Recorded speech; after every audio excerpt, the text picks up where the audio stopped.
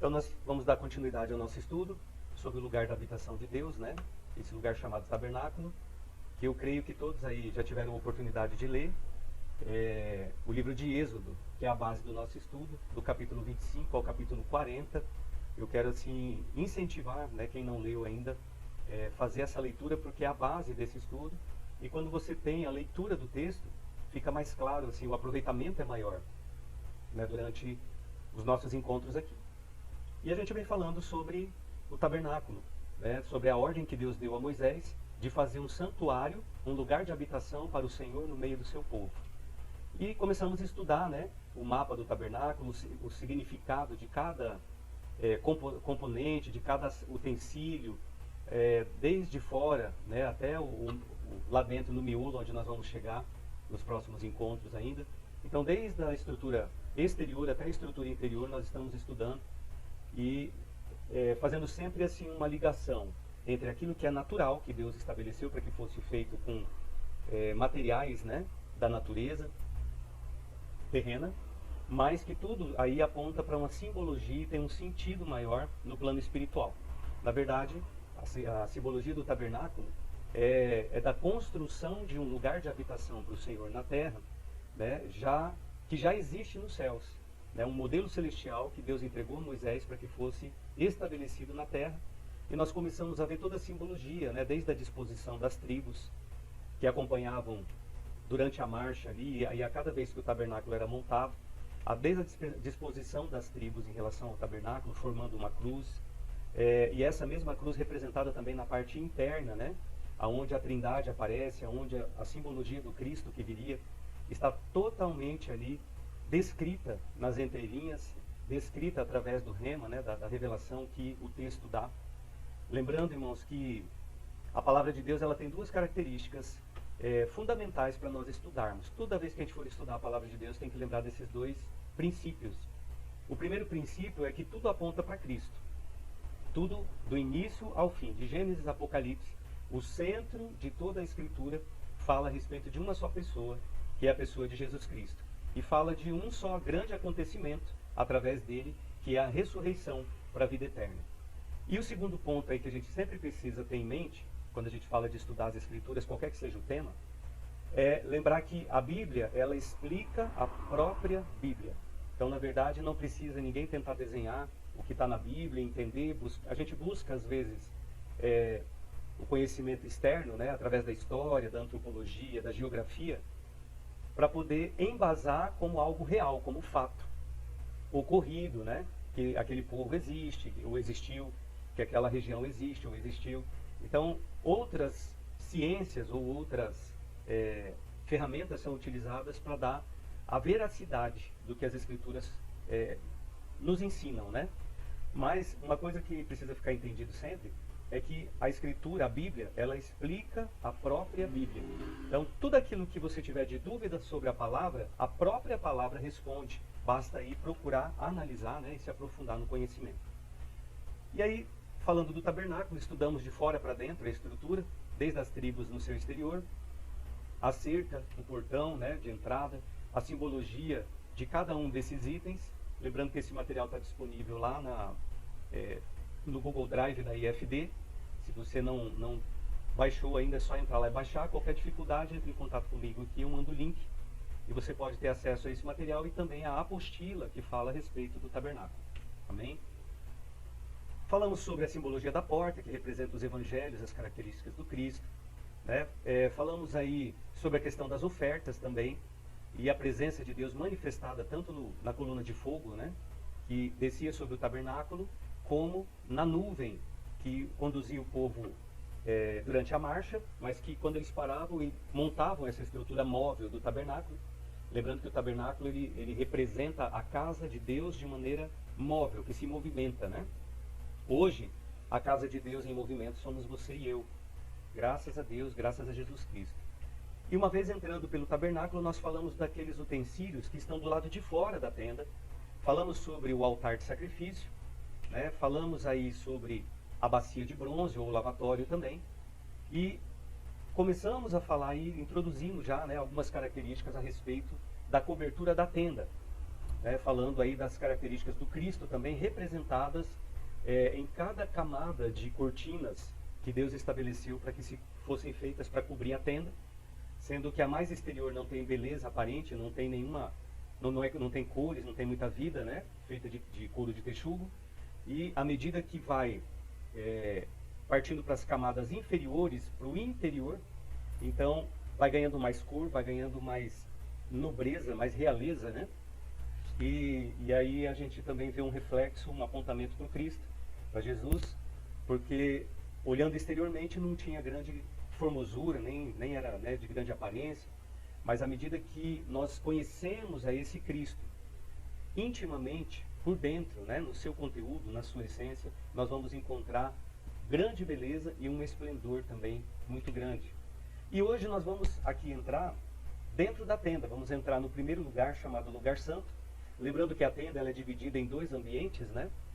Sendo o primeiro ambiente o Lugar Santo e o segundo ambiente o Lugar Santíssimo. Hoje nós vamos adentrar a tenda falando sobre o Lugar Santo. Então, partindo desse slide aqui, você que acompanha, né? Nós vamos falar sobre algumas características. No Lugar Santo, que é esse primeiro ambiente que está descrito, se você olhar na imagem, né? A gente tem uma estrutura aqui, é como se tivesse a tenda descoberta para poder olhar ela por dentro. Então, no primeiro ambiente, chamado Lugar Santo, que é o que a gente vai falar hoje, nós encontramos ali três objetos, três utensílios, né, que Deus estabeleceu para que fossem construídos e dispostos nessa posição ali dentro do Lugar Santo. Então, quando você entra no Lugar Santo, a gente vai falar de cada um desses itens, mas você teria, ou tem ali, né, hoje existe uma réplica do tabernáculo original, que pode ser visitada em Israel, e quando você entra, ou quando os sacerdotes entravam dentro desse lugar chamado Lugar Santo, então essa pessoa, né, entrando ali, qualquer pessoa se depara com três objetos. À sua esquerda, o candelabro, ou chamado também de menorá, que servia para iluminar o ambiente. À direita, a mesa com os pães da proposição, e à sua frente o incensário, né, ou o altar do incenso, onde eram apresentadas orações. Na sequência, você vai ver um véu do lado esquerdo ali, preso à coluna, né? Esse véu fazia a separação, era usado para fazer a separação dos dois ambientes, e depois do véu, então, ficava a Arca da Aliança, símbolo máximo da presença de Deus, onde a presença de Deus, o kavod, né, de Deus estava sobre a arca ali, o próprio Deus estava naquele ambiente, manifestado, como eu já falei, numa coluna de fogo, ou numa nuvem, né, de fumaça.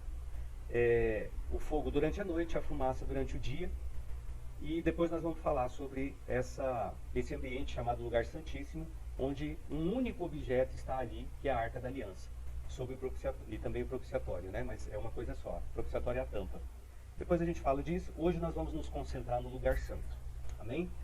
Então o Lugar Santo ele tem algumas características, né? Primeiro, somente os sacerdotes podiam entrar para prestar culto. Então, lá em Êxodo, é uma ordem direta do Senhor, através de Moisés, para o povo e para os sacerdotes, que apenas os sacerdotes escolhidos pelo Senhor e nomeados por Moisés, né, da linhagem de Arão, poderiam oficiar dentro do tabernáculo. Então, lembrando mais uma vez que o povo não tinha nenhum acesso dentro do tabernáculo, nem no átrio, que é a parte exterior, e nem dentro da tenda, na parte interior ali, muito menos. O lugar era completamente consagrado, né? Santificado, e apenas as pessoas com autorização poderiam adentrar, até porque ali, como eu disse no encontro passado, o povo ele não tinha acesso direto à presença de Deus, como nós temos hoje. Então tudo era feito por intermédio dos sacerdotes.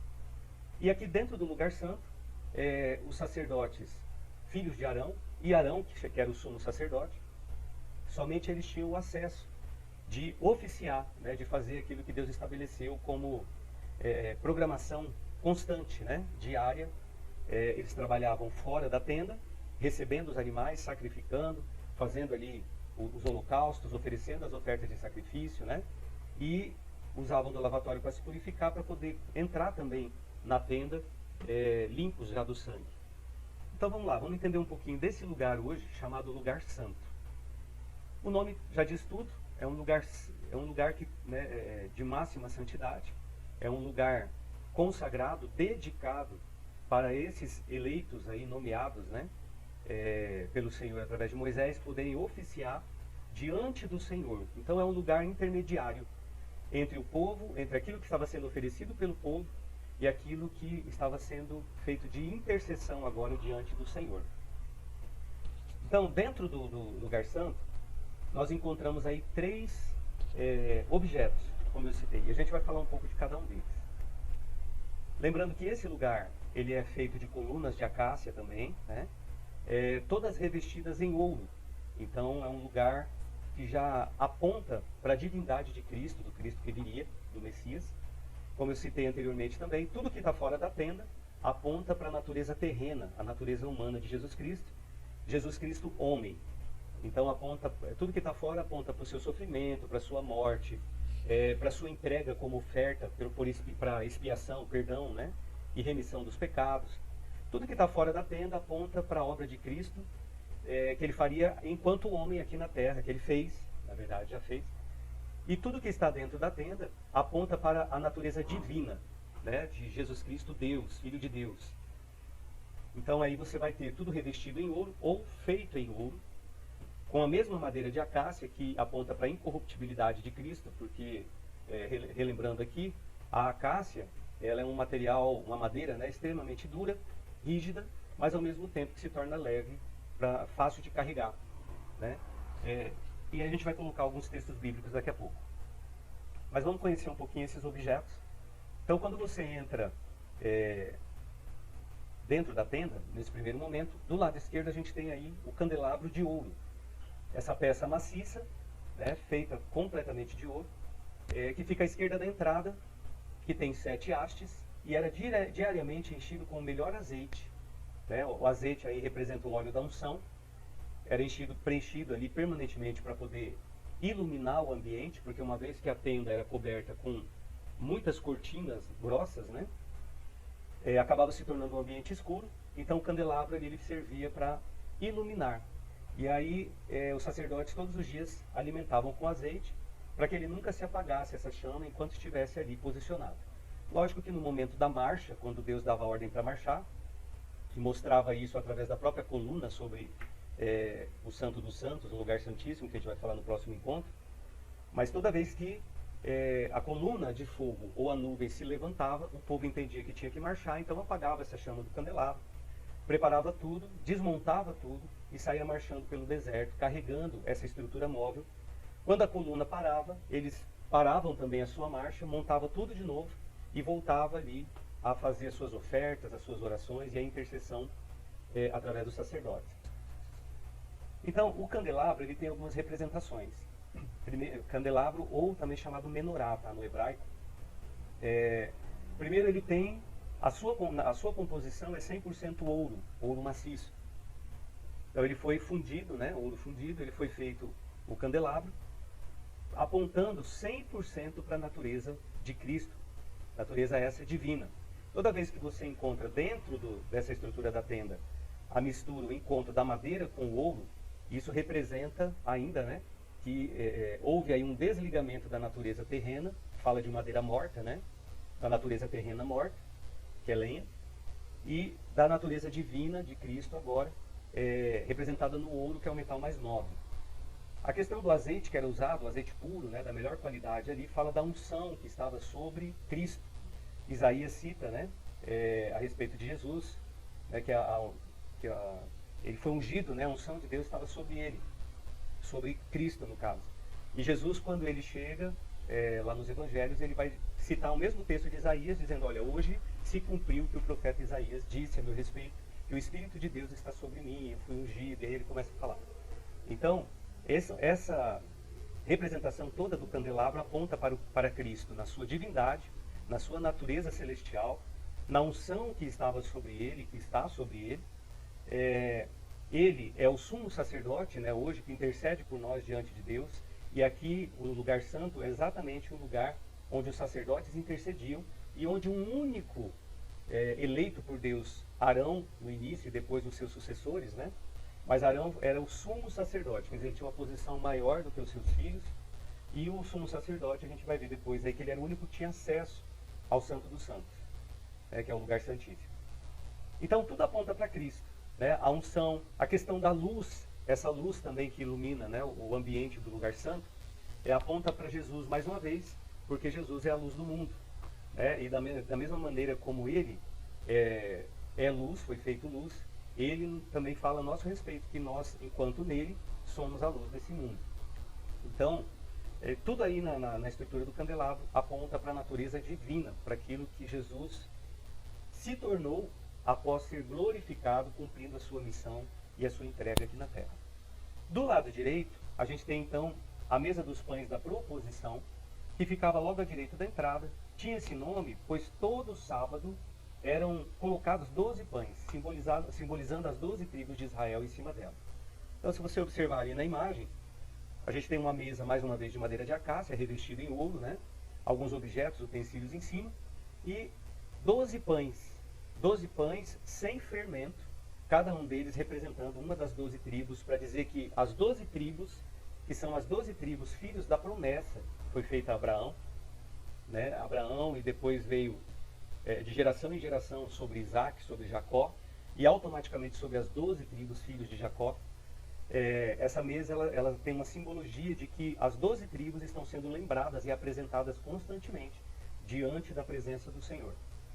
E aí também tem uma questão que esses pães, eles eram feitos sem fermento, né? Porque Jesus, quando ele veio, ele condenou o fermento dos fariseus. O fermento aí tem um apontamento para o pecado, né? Então o pecado não entra, o fermento não entra aí nessa história, ele não entra nesse ambiente, porque esse ambiente é santo. Então toda a fermentação fica do lado de fora, vamos dizer assim, né? É usado em outro lugar, mas não nesse ambiente. E de todo sábado, uma vez por semana, os sacerdotes substituíam esses pães, podendo então se alimentar dos pães que foram removidos, que foram retirados. Durante 7 dias ficava dedicado ao Senhor, e no 7º dia ali eles podiam comer desses pães, fazia parte da alimentação dos sacerdotes. A palavra fala, por exemplo, que Davi com seus homens, quando tiveram fome, né, eles entraram e comeram desses pães, e não foram condenados por isso, né? Porque o Senhor entende que os filhos precisam de sustento. Mas a gente aborda melhor num outro momento. E um outro objeto importante que tem aí, terceiro, né, objeto, é o altar de incenso, que está um pouquinho mais à frente, que fica exatamente diante do véu, que faz separação dos dois ambientes, do lugar santo e do lugar santíssimo. Esse altar de incenso, lembrando um pouquinho o primeiro altar, que é o altar de sacrifício, só que numa proporção menor, né? Ele era localizado ao lado oposto à entrada, no fundo, pouco antes do véu que separava do Santo dos Santos.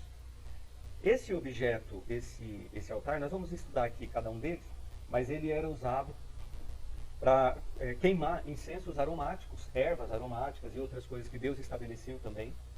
E esse incensário, chamado incensário, ele então, durante o ofício dos sacerdotes, eles oravam intercedendo por eles próprios e pelo povo, pelas suas casas, pelas tribos, né?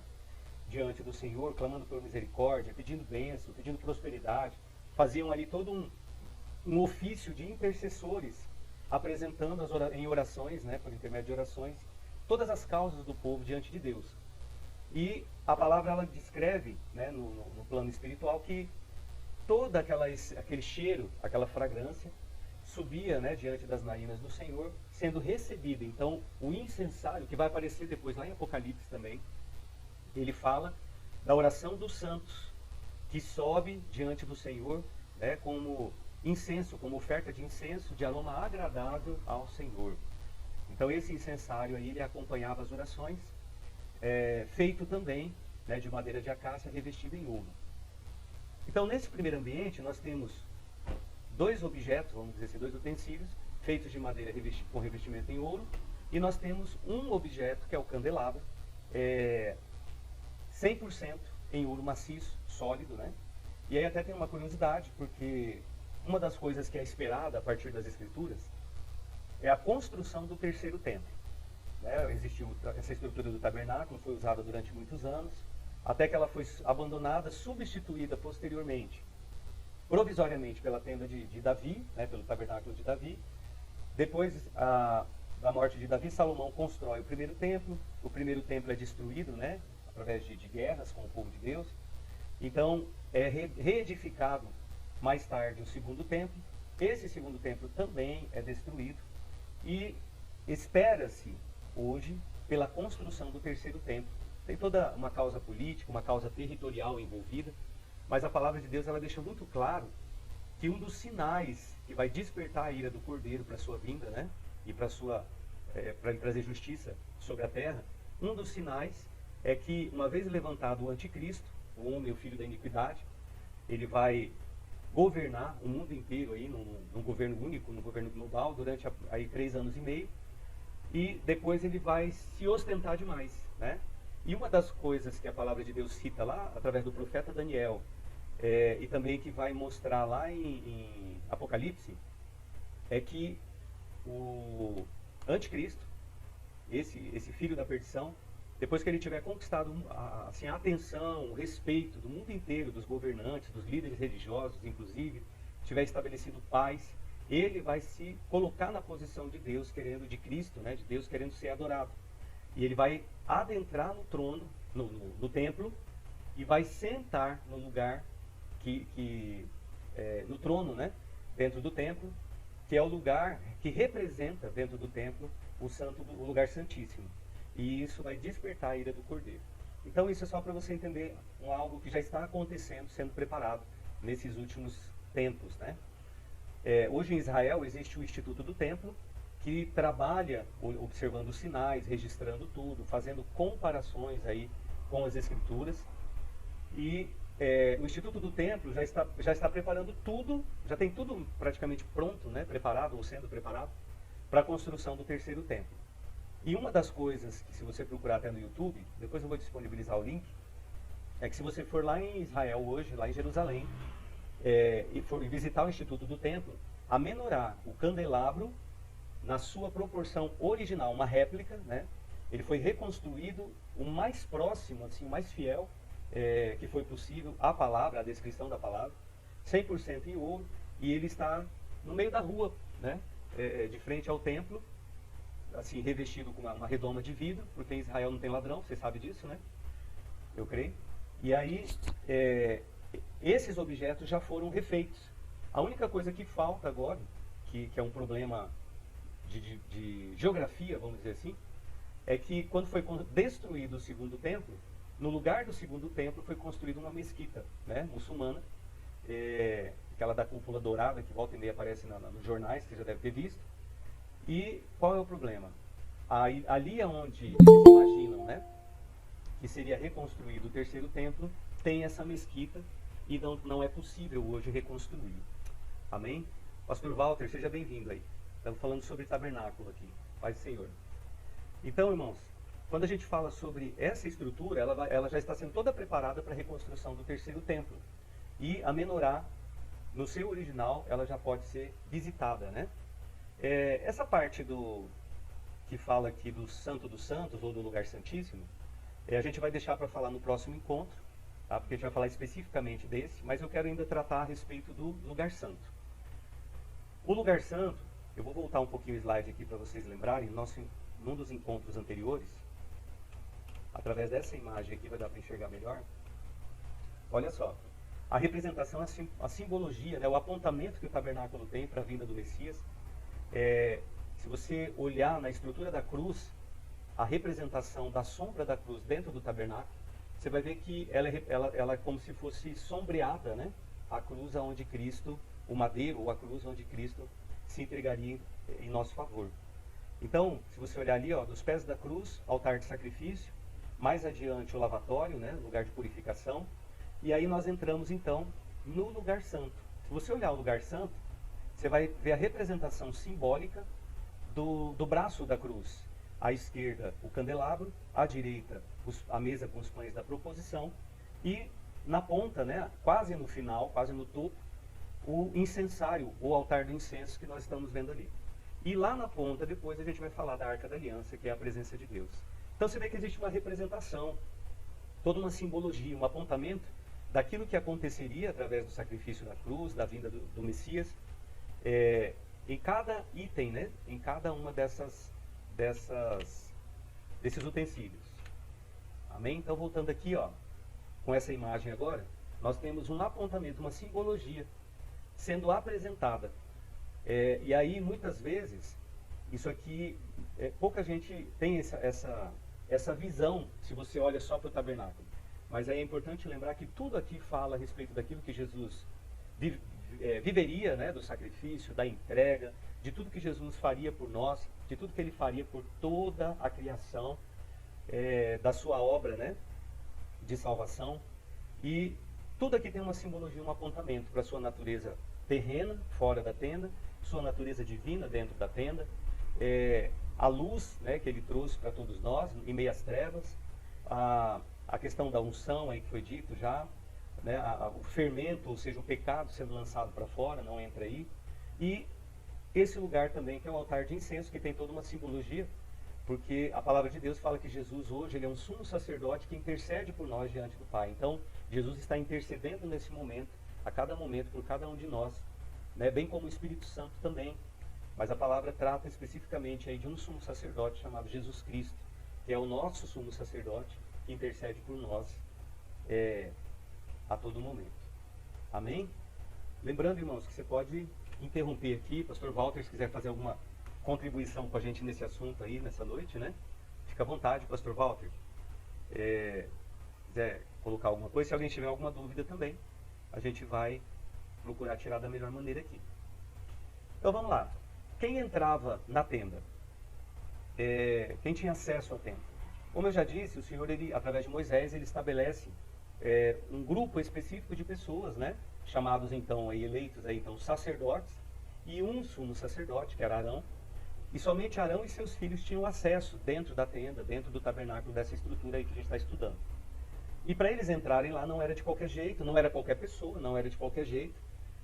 O que vai nos ensinar bastante, porque isso fala muito a respeito da maneira como nós entramos na presença de Deus. Né? Porque muita gente acha que vai entrando de qualquer jeito e vai, né, sem muita reverência, sem se preocupar com a maneira como vem. Então isso aqui vai nos ajudar a ter um crescimento até espiritual e de entendimento em relação a entrarmos na presença diante do Senhor. Então vamos lá. Primeiro, tanto o sumo sacerdote que está aí à esquerda como os sacerdotes, né, eles tinham uma veste especial. Essa veste também está lá no livro de Êxodo, e também em Levítico, alguns textos que nós vamos usar aqui, vai falar sobre essa questão de vestuário, de quem era separado, quem foi eleito, né, chamado, que é Arão e seus filhos primeiramente, depois seus sucessores.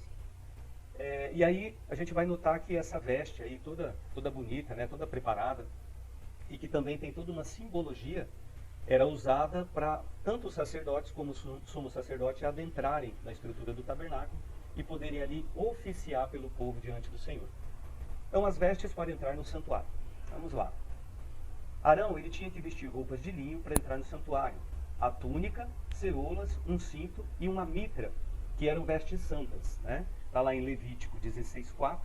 E aí a gente vai pegar alguns textos aqui para dar base nessa noite.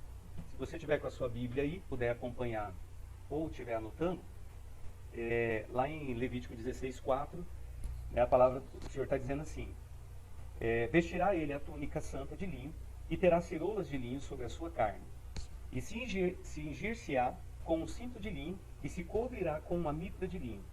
Estas são vestes santas, por isso banhará a sua carne na água e as vestirá. Então vamos entender uma coisa. Lá no deserto ainda, né, na lei, o sacerdote ele já precisava se vestir adequadamente, sendo que na veste, né, na sua vestimenta, tudo tem uma simbologia, a gente vai estar falando de algumas coisas aqui. E ele precisava se banhar, ou seja, né, ele precisava estar limpo, se limpar, se purificar. Em algumas ações do sacerdote, quando ele lidava com os animais ali que representavam impureza, pecado, né? Em alguns casos ele tinha que pegar a roupa que ele tinha usado ali e lançar fora, porque era considerado imundo em algumas ocasiões, que a gente vai ver mais para frente, né, quando a gente estudar sobre as ofertas que o povo apresentava. Mas olha isso, aqui está dizendo que o sacerdote ele precisava estar limpo, né, quando fala de banho, e ele precisava estar vestido adequadamente. E hoje é da mesma forma, porque hoje a palavra, né, fala a nosso respeito que nós somos sacerdócio real. Nós somos, né, o Apocalipse aponta para cada um de nós, né, como reis e sacerdotes. Então hoje somos nós os sacerdotes que intercedemos diante do Senhor, somos nós os sacerdotes que temos acesso, né, à presença, que oficiamos por aqueles que ainda não têm Cristo em suas vidas diante do Pai, que intercedemos.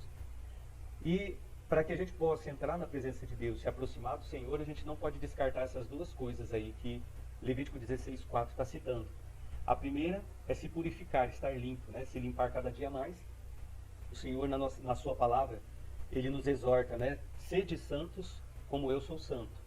Então, inclusive a gente vai ver aí, na própria vestimenta do sacerdote, né?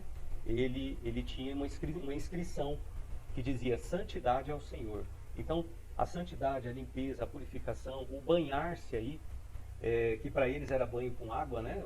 Banho normal, natural, mas que hoje a gente pode entender como ser lavado e remido no sangue do Cordeiro, né? Se lavar, se limpar de toda a impureza para poder chegar adequadamente na presença do Senhor. Então, uma coisa é a purificação, é o banho, é a limpeza. E a outra são vestes santas, né? Vestes apropriadas. Então, Apocalipse vai dizer aí a respeito, né, de vestes nupciais, de vestes brancas, de linho. O linho branco aí, né, ele representa, em todos os textos, o linho ele é tratado como linho puríssimo, né? E ele aponta para a santidade, como já foi dito em outros encontros. Então, tudo aí tem uma simbologia e uma representação, né? O sumo sacerdote, ele tirava suas vestes suntuosas e se vestia como os demais sacerdotes para oficiar no dia a dia. Mas no dia que ele ia entrar no Santo dos Santos, no lugar santíssimo, e a gente vai falar disso no próximo encontro, ele precisava de uma preparação maior e ele precisava estar ali tão puro, tão limpo, tão santificado, porque qualquer deslize dele, qualquer coisa que, motivo de acusação que houvesse, ele era estava passivo de ser morto diante da arca, lá no Santíssimo, né? No lugar santíssimo. Mas isso aí a gente vai falar mais pra frente. Então aqui, a gente vê nessa imagem, os sacerdotes, e o sumo sacerdote, né? Oficiando dentro do lugar santo, e ali eles passavam o dia, dentro e fora da tenda, atendendo o povo, né? Recebendo os animais, as ofertas, preparando, colocando os holocaustos, fazendo a manutenção também dentro do lugar santo, aonde ali eles apresentavam as orações, como eu já disse, mantinham sempre a chama do candelabro acesa, porque Jesus, apontando para Jesus aí que é uma chama que nunca se apaga, né? A luz do Espírito Santo também tem uma simbologia aí, e os pães da proposição que representavam cada uma das 12 tribos, e ali eles faziam as orações pelas tribos, pelo povo, como até hoje os sacerdotes fazem, né? Tanto os sacerdotes aí, se referindo a autoridades eclesiásticas, como os sacerdotes que são vocês que estão participando aqui também. Então vamos lá, mais dois textos eu quero deixar aqui, ó. Êxodo 29 e 28, se você estiver acompanhando ou adotando. Então vamos lá. Êxodo 29 e 28 até o 44. É um pouquinho extenso. Se você estiver lendo, eu vou fazer a leitura aqui. A partir do verso 28, que diz assim: E será para Arão e para seus filhos por estatuto perpétuo dos filhos de Israel, ou seja, até hoje, né? Porque é oferta alçada, e a oferta alçada será dos filhos de Israel, dos seus sacrifícios pacíficos, a sua oferta alçada será para o Senhor. E as vestes sagradas, que são de Arão, serão de seus filhos, depois dele, para serem ungidos com elas, para serem consagrados com elas. Então as vestes aí são, o posto de sumo sacerdote é hereditário, né? 7 dias as vestirá aquele que de seus filhos for sacerdote em seu lugar, quando entrar na tenda da congregação, para ministrar no santuário. E tomarás o carneiro das consagrações, ou cordeiro das consagrações, e cozerás a sua carne no lugar santo. Então ali dentro do lugar santo eles cozinhavam, né? Preparavam também a alimentação dos sacerdotes, porque é o trabalho deles, né? E aí, talvez você vai se lembrar que a palavra de Deus afirma, né, que o sacerdote comeria do altar, como é até hoje. É um direito do sacerdote comer do altar. No verso 32, diz assim: E Arão e seus filhos comerão a carne deste carneiro e o pão que está no cesto, à porta da tenda da congregação. Lembrando que algumas ofertas, né, que o povo trazia, das ofertas, melhor dizendo, que o povo trazia de animais, algumas partes eram dedicadas à alimentação e sustento, né, dos sacerdotes. Verso 33, Comerão as coisas com que for feita expiação para consagrá-los e para santificá-los, mas o estranho delas não comerá, porque são santas. E se sobrar alguma coisa da carne das consagrações ou do pão até pela manhã, o que sobrar queimará com fogo, não se comerá, porque é santo. Então aí os textos vão colocar separação entre, como eu já citei no encontro anterior, só relembrando, né? A palavra ela ensina então ali os sacerdotes que parte de todos os animais oferecidos, parte era dedicada à alimentação dos sacerdotes, outra parte era preparada como holocausto, como oferta queimada, para ser queimada durante, né, todo dia ou toda noite, até virar cinza, não sobrar mais nada. E as gorduras eram separadas para serem queimadas e dedicadas ao Senhor, que até citei, né, já aqui, que a gordura é a parte da carne que tem o cheiro mais agradável, né? Verso 35. Assim, pois, farás a Arão e a seus filhos conforme a tudo o que tenho ordenado. Por 7 dias os consagrarás. Também cada dia prepararás um novilho por sacrifício pelo pecado para as expiações, e purificarás o altar, fazendo expiação sobre ele. E o ungirás para santificá-lo. 7 dias farás expiação pelo altar, e o santificarás, e o altar será santíssimo. Tudo que tocar o altar será santo. Isso, pois, é o que oferecerei sobre o altar. 2 cordeiros de 1 ano cada dia continuamente. 1 cordeiro oferecerás pela manhã, e outro cordeiro oferecerás à tarde. Com 1 cordeiro, a 10ª parte de flor de farinha, misturada com a 4ª parte de 1 hin de azeite batido, e para libação, oferta líquida, a 4ª parte de 1 hin de vinho. E o outro cordeiro oferecerás à tarde, e com ele farás como com a oferta da manhã. E conforme a sua libação, por cheiro suave, a oferta queimada é ao Senhor. Este será o holocausto contínuo. Então, isso aqui é uma prática, um ofício diário dos sacerdotes. Por vossas gerações, à porta da tenda da congregação, perante o Senhor, onde vos encontrarei para falar contigo ali. Né? E aí, terminando, verso 43 e 44. Ali virei aos filhos de Israel, para que por minha glória sejam santificados. E santificarei a tenda da congregação e o altar. Também santificarei a Arão e seus filhos, para que me administrem o sacerdócio. Então aqui Êxodo está falando, né, exatamente sobre esse grupo de sacerdotes, essa família que foi levantada para oficiar diante do Senhor e dando as atribuições do que qual era o trabalho que eles deveriam fazer. Levítico 16, do 29 ao 34, nós vamos ler aqui também, se você estiver acompanhando. 16, 29, 29 até o 34, até o fim, que vai também dar uma base um pouco melhor aí dessa questão do ofício sacerdotal. Então lá em Levítico ele vai repetir até algumas coisas, né? Ele vai dizer, olha, isto vos será por estatuto perpétuo no 7º mês, aos 10 do mês, afligireis as vossas almas e nenhum trabalho fareis, nem o natural nem o estrangeiro que peregrina entre vós. Porque naquele dia se fará expiação por vós, para purificar-vos, e sereis purificados de todos os vossos pecados, perante o Senhor, mediante oferta, né? É um sábado de descanso para vós, e afligireis as vossas almas. Isso é estatuto perpétuo. E o sacerdote que for ungido, e que for sagrado, para administrar o sacerdócio no lugar de seu pai, fará a expiação, havendo vestido as vestes de linho, as vestes santas. Assim, fará expiação pelo santo santuário, também fará expiação pela tenda da congregação e pelo altar. Semelhantemente, fará expiação pelos sacerdotes e por todo o povo da congregação. E no 34, e isto vos será por estatuto perpétuo, para fazer expiação pelos filhos de Israel de todos os seus pecados, uma vez por ano. E fez Arão como o Senhor ordenara a Moisés. Então aqui Deus estabelece, né, através da lei, através de Moisés, o padrão diário ali de trabalho dos sacerdotes, a forma de sobrevivência, a recompensa de cada um deles, a transmissão aí hereditária, né, do posto. E eles tinham essa função de intercessores, de interceder entre o povo e o Senhor, porque o povo não tinha acesso direto devido ao pecado, né? E aí isso aí já foi citado também. Os homens foram destituídos da glória, né? Foi feito através do pecado de Adão, aí houve a separação. E aqui tudo no tabernáculo aponta para a obra que o Senhor faria para reconectar a presença, os homens, a sua presença mais uma vez. Amém? Alguma dúvida até aqui? Alguma colocação? A gente tem aqui 10 minutos ainda. Se alguém tiver alguma colocação, o pastor Walter quiser fazer alguma... Amém, pastor, tranquilo.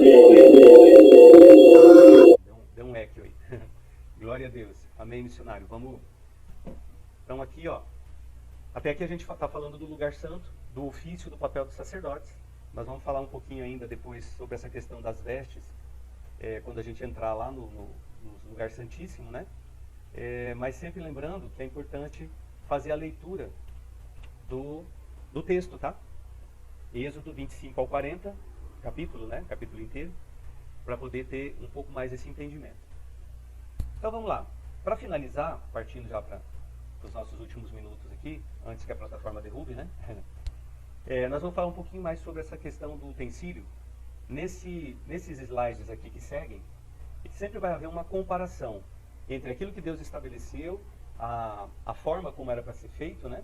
E o apontamento para Cristo sobre cada objeto que está no lugar santo, nesse lugar chamado lugar santo.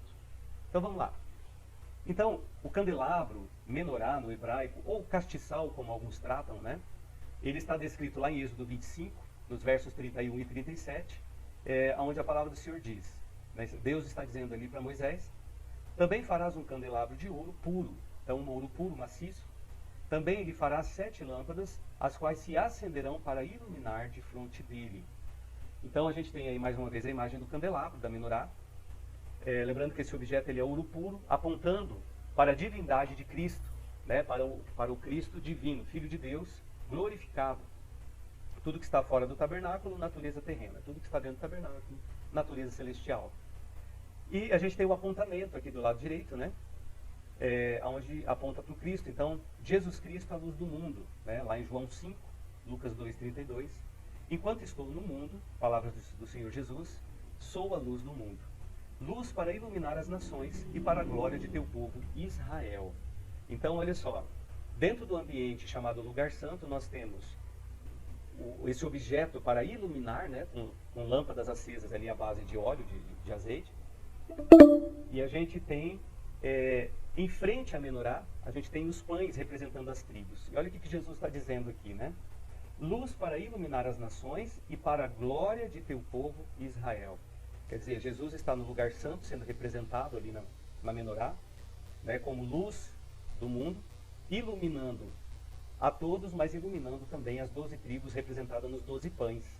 Né? São dois objetos ali que são colocados juntos, um de frente para o outro, não por acaso, mas porque existe uma simbologia, um apontamento. O altar do incenso é outro objeto aí, descrito lá em Êxodo 37, do 25 ao 29, e também lá em Apocalipse 5:8, né, onde vai dizer que salvas de ouro cheias de incenso, que são as orações dos santos, né? Então lá em Apocalipse vai se referir, João escreve, né, se referindo a salvas de ouro feitas em ouro, cheias de incenso. E justamente o incenso faz um apontamento para esse objeto chamado altar do incenso ou incensário, né? E ali, diante dessa oferta de aromática, os sacerdotes, como eu já disse, apresentavam orações de intercessão por todos os santos ou por todo o povo. E o apontamento aí na simbologia, né? Partindo aí para o plano espiritual e na tipologia bíblica do que Cristo viria fazer na Terra, lá em Jesus Cristo, nós temos o nosso supremo intercessor. João 17:20 escreve, né? E não rogo somente por estes, mas também por aqueles que pela tua palavra hão de crer em mim, ou haverão de crer em mim. Então aqui Jesus intercedeu na terra através de orações, intercedeu na terra através da sua morte, e intercede até hoje. A palavra vai dizer em vários textos aí, né? Que ele é o nosso sumo sacerdote, que ele intercede por nós, que ele está diante do Senhor, e que ele é o nosso advogado. Né, que ele é o nosso advogado aí, fiel, o advogado dos advogados, que está intercedendo pela nossa causa a todo momento. E última imagem aqui, que mostra um pouquinho melhor o incensário, né? Texto de Êxodo 37, do 25 ao 29, que vai falar sobre esse lugar, sobre esse objeto, perdão. Fez o altar de incenso de madeira de acácia, de um côvado era o seu comprimento, já falamos sobre o côvado aqui também, e de um côvado a sua largura, era quadrado, e de 2 côvados a sua altura. Dele mesmo eram feitas as suas pontas, e cobriu de ouro puro a parte superior e as suas paredes ao redor, e as suas pontas, e fez-lhe uma coroa de ouro ao redor. Fez-lhe também 2 argolas de ouro debaixo da sua coroa, e os seus 2 cantos, de ambos os seus lados, para neles se colocar os varais, e com eles levá-lo. E os varais fez de madeira de acácia, e os cobriu de ouro. Também fez o azeite santo da unção, e o incenso aromático puro, qual obra de perfumista. Então tudo tem um apontamento, tudo tem uma simbologia. Mais uma vez aí aparece, né? A madeira de acácia, revestida em ouro, apontando para a natureza divina, né? Então, lembrando que fora da tenda, tudo é revestido ou feito de bronze, cobre, e tudo dentro, apontando, né, para a natureza humana, terrena de Cristo, e tudo que está dentro da tenda, feito ou revestido em ouro, apontando para a natureza divina, depois de ser glorificado no Pai. Amém, irmãos? Eu vou parar aqui nesse slide, devido ao tempo, ao horário, e a gente volta aqui. Deixa eu ver se dá tempo de a gente falar dos pães da proposição. Falta 3 minutinhos ali. Se cair a conexão aqui, eles derrubarem, né? Porque eles têm 1 hora cravado. Qualquer dúvida é só me chamar no WhatsApp aqui. Então vamos lá. Os pães da proposição, descritos em Êxodo 37, do 10 a 16, que eu já citei, né? A mesa de madeira revestida em ouro e com os 12 pães sem fermento em cima, apontam para Jesus Cristo, o pão da vida. Então, na tipologia bíblica, João 6,35, né, por exemplo, descreve palavras de Jesus, que ele próprio declarou: eu sou o pão da vida, aquele que vem a mim não terá fome, e quem crê em mim nunca terá sede. Né? Então, Jesus é o pão da vida, representado aí dentro do lugar chamado Lugar Santo. Amém? Então, até aqui,